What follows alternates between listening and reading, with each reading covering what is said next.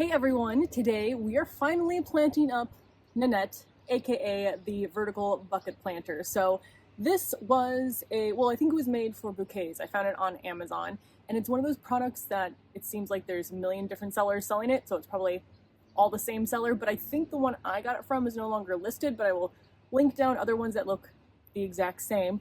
But I drilled holes into the bottom of each of these buckets. So I drilled 3 holes into the bottom of each.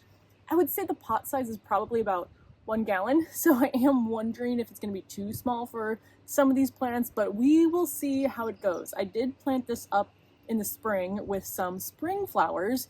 I'm not completely changing out the soil because those plants were in there for maybe a month, a little bit longer than a month. I am going to add in some biotone and then fresh soil to replace the soil that was pulled out with the root balls of the spring flowers.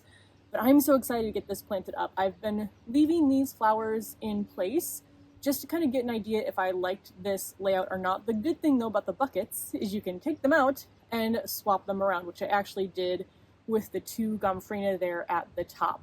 So I'm excited. This is my first time using this as a planter. I think I just got it in the winter, which is the dangerous time for me when I'm buying all these things for the garden without knowing if they actually fit, but I do like this. I like that it's white, so we have full sun up here. This is the morning sun, so a little bit less intense, but when you have black pots, that obviously absorbs more heat, which can be bad for the root ball, but the white plastic pots I like for that reason. I also like it's lighter weight, and it does come on wheels. I did see some not great reviews from some of the sellers, but at least from my experience so far, it's fine. I mean, I'm not expecting this to be like super high quality planter. I just need it to look okay and hold my plants, and it's done that so far. So let me show you what I am going to be planting up in this pot today.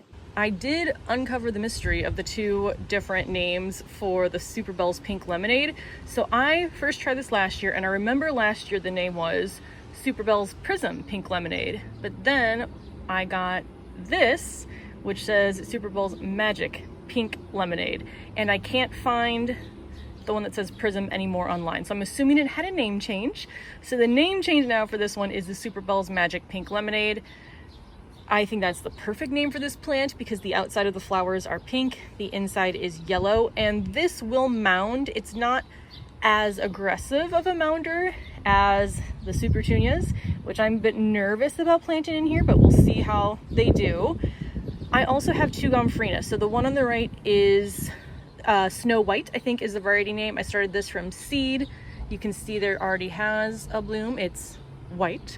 And then this one over here is Carmine, and that bloom will be pink. So that is going to be my top row here. The gomphrena will grow more vertically. The 2 Super Bells again should trail, but not as much as the Supertunias. Now, because I wanted to make sure I didn't just have like 1 white flower, because I think that would kind of look off balance, I did add in one of the Campfire Marshmallow Bidens. These did great for me last year, and I just love the cute little kind of fluffy yellow centers, the little white flowers. I think this is a really pretty plant. It does grow in more of like a mounding habit. Then we have Supertunia Vista Jazzberry. So, well, I'm not concerned because I'm going to do it anyway, but 2 things I'm wondering about is 1, if this container size is going to be large enough for these. I mean, I've shoved plants in smaller containers, so it should be fine, but these are definitely more aggressive growers. They get larger root balls compared to some of my other annuals. I do expect them to get quite large, but that can always be maintained with pruning. So that is going to be my plan for those 2. And then I have the Selenia Apricot. Let's see if I remembered that name. Yes, Selenia Apricot Begonia, and this one should stay more vertical. The blooms on this are so stunning. I absolutely love. I think I grew this one last year and fell in love with it. Ooh, my nails kind of match. I like that. So I absolutely love this flower. And then down here, I have 2 more Supertunia Vistas. This is the Fuchsia, and I have the 2 Sun Patiens, which are now producing their first blooms, so you can get an idea of the color of the flowers. So this one is Purple Candy. I don't know if you can tell on camera, but it does sparkle a little bit in the sun, and I love when flowers do that. So it definitely feels more like a purpley fuchsia, but I absolutely love that. And then the other one over here is Orchid Blush, which is a very pale purple, also sparkling in the sun. I can't tell if I'm capturing that or not. I think I kind of am. So my plan is I'm going to take all of these out except for the Gumfarina because that is already planted in there. I think I put those seedlings out in April and I was like, I have enough seedlings, we're going to see what happens, and they survived. So I'm keeping those in there. I will take everything else out just so I can easily sprinkle in the biotone, and then we'll get this planted up. And I can already tell some of these need water because I did not water this morning since we had some rain yesterday, so I'll get them watered in. And I'm excited. I really love how this planter has turned out. I don't know again about durability or long-term use of this since this will be the first season. I think I'm planning to leave it outside over winter. Like I'll toss a tarp over it, but I don't really have space or want to use up space inside. So we'll see what happens with that. But let's go ahead and get Nanette planted up. Well, I'm going to be using the Smoma Biotone starter. I use this typically when I'm starting plants. Sometimes I'll do a slow release fertilizer, just kind of depends one, what I can find, and well, really it basically is just what I can find.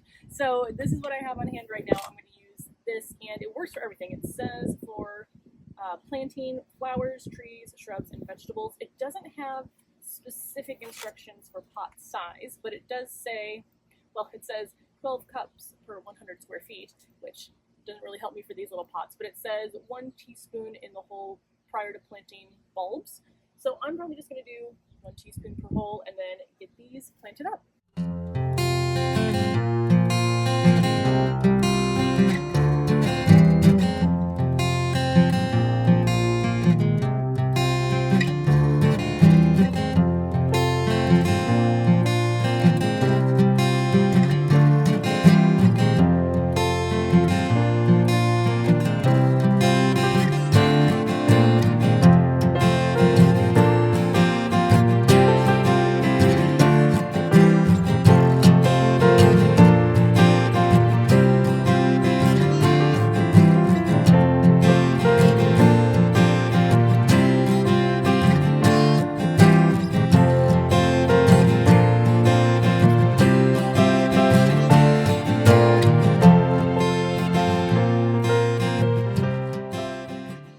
Plants are all in their place, but I still need to top off with more potting soil, and I don't really have the need for a shovel because I have a container garden. I do have a hand trowel and I do have a cultivator garden fork, but I also like to use sturdier nursery pots. So some of them are really like thin plastic and flimsy. This one is more sturdy, and I just use this as a scoop into the potting soil bag and then put the soil into the containers, and that works really easily for me. So I find a lot of things that aren't necessarily garden tools very useful as garden tools.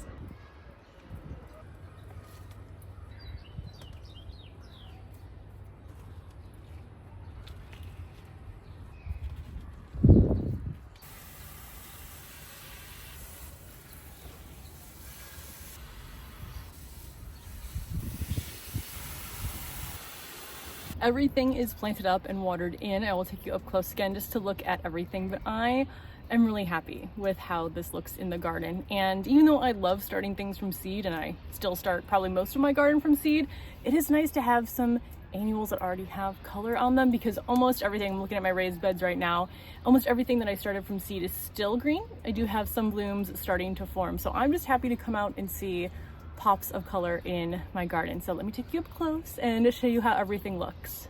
And here she is, all planted up for the season. I'm so interested to see how these grow, if everything is taken over by the super petunias or if I can keep them in check, and especially to see at the end of the season when I empty them out how the root balls look. Water is draining out from the drainage holes that I drilled, and this is also my first time growing things in pots that are like narrow and tall. Usually most of my pots are either more like square shape or wider and not as deep. So we'll see how all of these do. And I'm so excited. I think these colors all look really pretty together. One thing I'm interested in is to see how, like, this is white, so I'm wondering how it holds up over time. Darker colors usually hide dirt better, but I think since this is plastic and not something like a grow bag, it should be fine. I am wondering about like rust on the frame, because I do see some down there in the corner, so we'll see how it does. But that is going to be everything for this video. I'm so happy with this corner and how it's turning out, the morning glory up behind it.